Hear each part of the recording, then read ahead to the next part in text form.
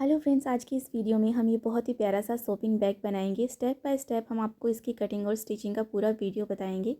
इसे बनाने के लिए मैंने यहाँ पर ये मैन फैब्रिक लिया है। ये मेरा बेडशीट में से बचा हुआ कपड़ा है।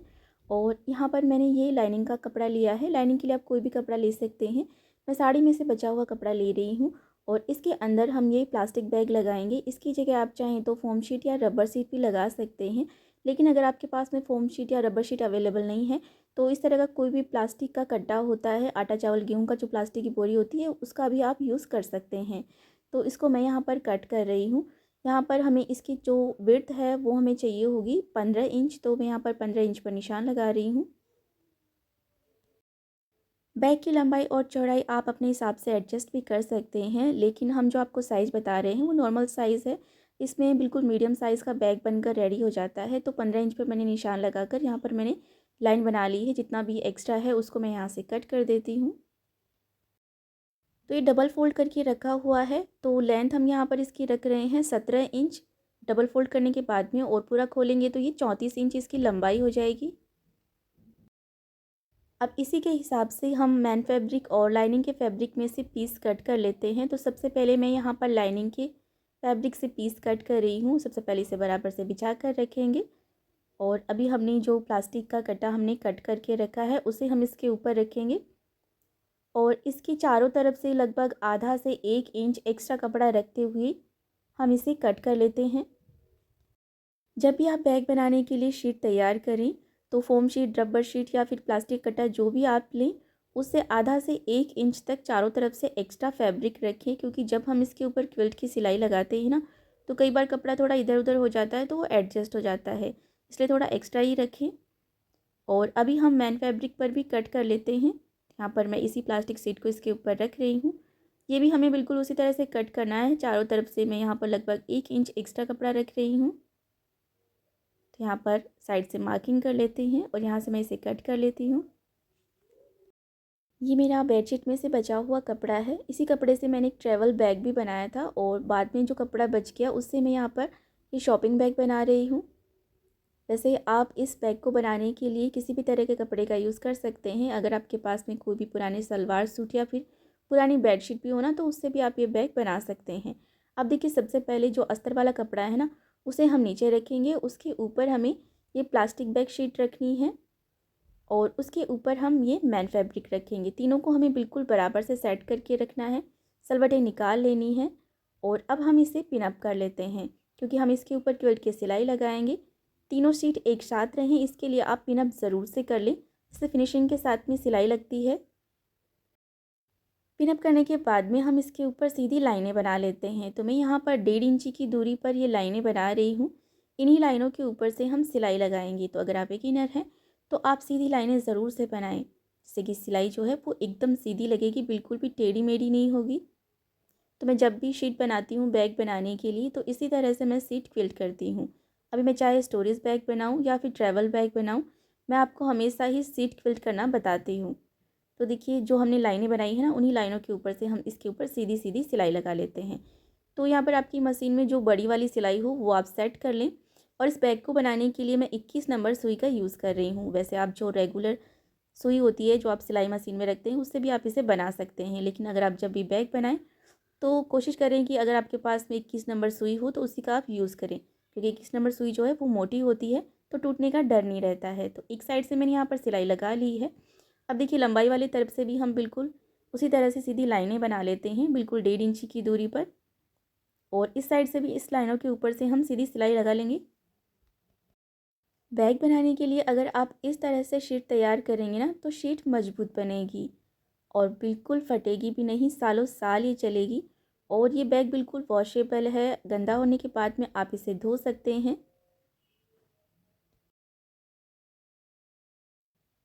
तो इस साइड से भी हमने इसके ऊपर सिलाई लगा ली है। अब साइड से जितना भी एक्स्ट्रा कपड़ा है ना, उसे हम बराबर से कट कर लेते हैं। तो यहाँ पर शीट की जो चौड़ाई है वो हम रखेंगे 15 इंच और शीट की लंबाई जो है वो हम रखेंगे 34 इंच। इसके अलावा जितना भी एक्स्ट्रा कपड़ा है उसे हम कट करके निकाल देते हैं।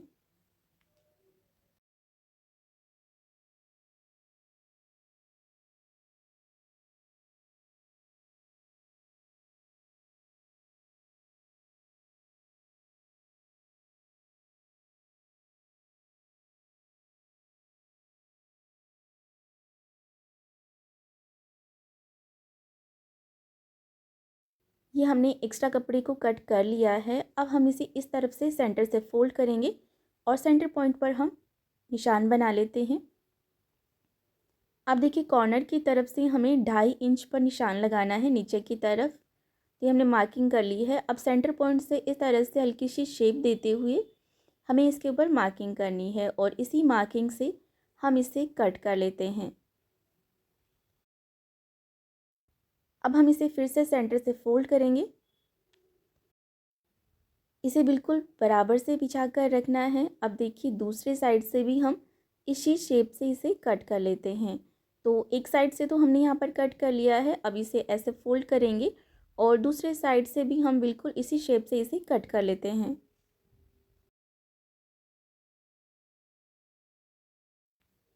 ये हमने दोनों साइड से शेप कट कर ली है। अब देखिए यहाँ पर हम इसके ऊपर पाइपिंग बनाएंगे। इसके लिए मैंने यहाँ पर 1.25 इंच चौड़ी ये उरेब पट्टी कट करी है। इससे हम यहाँ पर पाइपिंग बनाएंगे। तो एक पैर का मार्जिन दबाते हुए हम यहाँ पर सिलाई लगाएंगे। पाइपिंग बनाने के लिए आप उरेब पट्टी का ही यूज़ करें, इससे फिनिशिंग के साथ में यहाँ पर पाइपिंग बन जाती है। और पाइपिंग बनाने के लिए आप कोई भी कॉन्ट्रास्ट कलर का कपड़ा ले सकते हैं या फिर आप चाहें तो सेम कपड़े से भी आप इसे बना सकते हैं, लेकिन कॉन्ट्रास्ट कलर का कपड़ा यूज़ करेंगे ना तो पाइपिंग दिखने में ज़्यादा अच्छी लगेगी। अब दूसरे साइड से देखिए इसे अंदर की तरफ ऐसे फोल्ड करना है और इसके किनारे किनारे के ऊपर यहाँ पर सिलाई लगा लेनी है।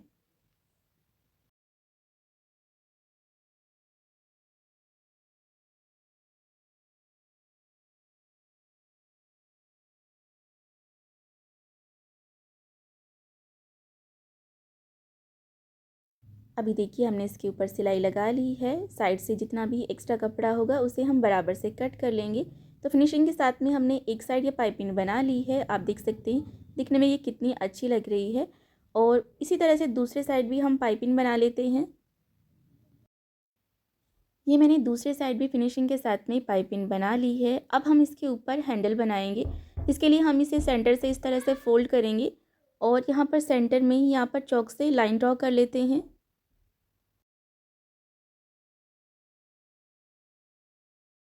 ये मैंने सेंटर में लाइन बना ली है। अब हम ऊपर की तरफ से 2 इंच पर निशान लगाएंगे। अब सेंटर लाइन से हम दोनों साइड 1.5 इंच पर निशान लगाएंगे। तो टोटल 3 इंच की यहाँ पर ये लंबाई हो गई है। अब यहाँ से हम सीधी लाइन बना लेते हैं। अब इस लाइन से हम 1 इंच नीचे निशान लगाएंगे।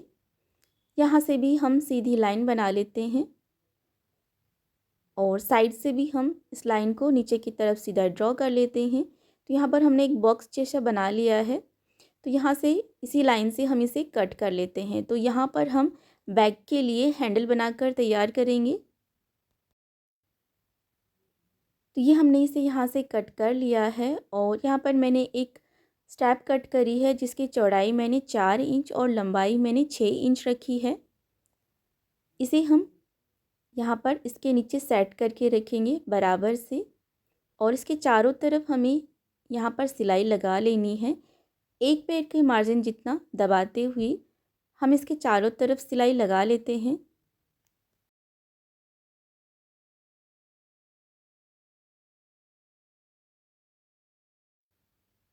तो यहाँ पर मैंने सिलाई लगा ली है।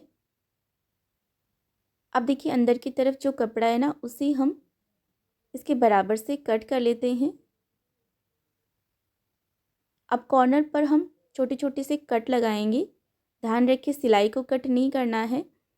अब इस स्टेप को देखिए हम बाहर की तरफ ऐसे फोल्ड कर देंगे, अच्छे से सेट करके रखेंगे और अब इसे ऐसे फोल्ड करते हुए हम यहाँ पर पाइपिंग बना लेते हैं।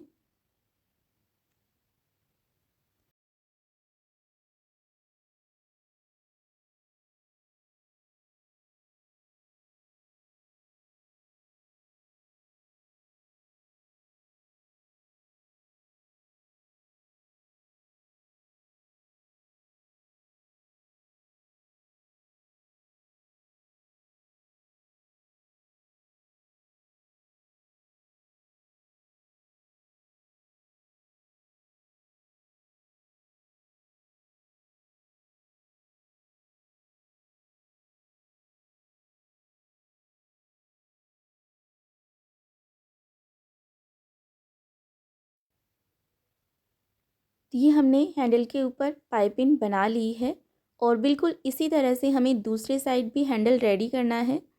तो देखिए दूसरे साइड भी हमने यहाँ पर फिनिशिंग के साथ में ये हैंडल बना लिया है। अब हम इसके ऊपर साइड की सिलाई लगा लेते हैं।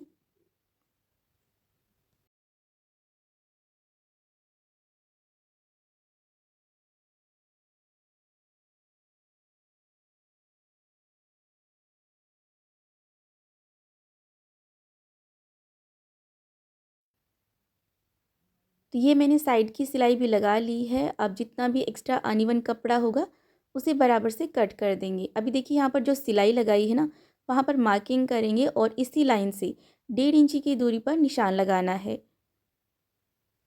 इस साइड से भी 1.5 इंची की दूरी पर निशान लगाएंगे।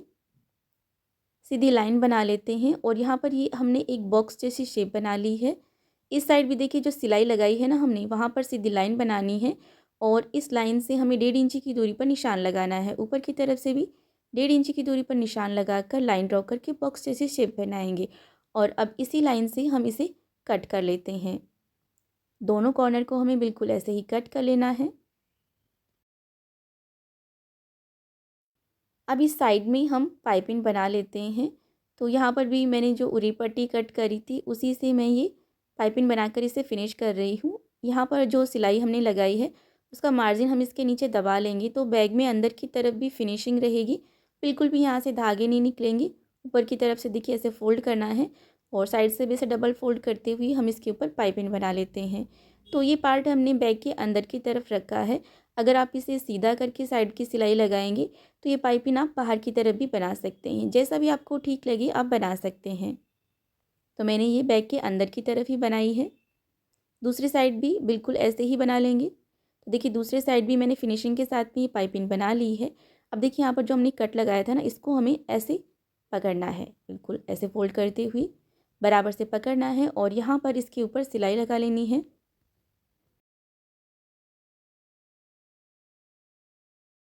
दूसरी साइड भी बिल्कुल इसी तरह से सिलाई लगानी है।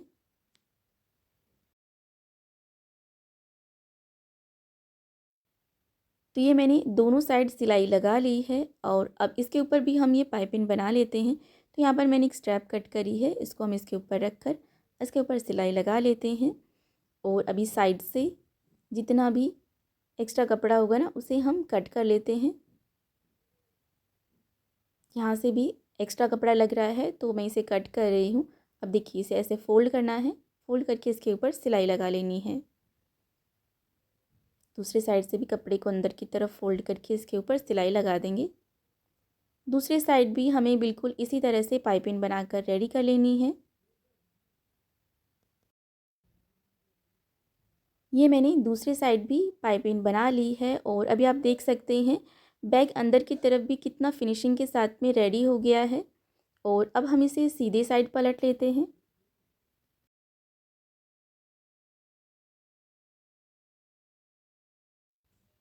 ये मैंने बैग को सीधे साइड पलट लिया है और अभी आप देख सकते हैं कितना फिनिशिंग के साथ में ये शॉपिंग बैग बनकर रेडी हो गया है। दिखने में भी बहुत ही प्यारा लग रहा है।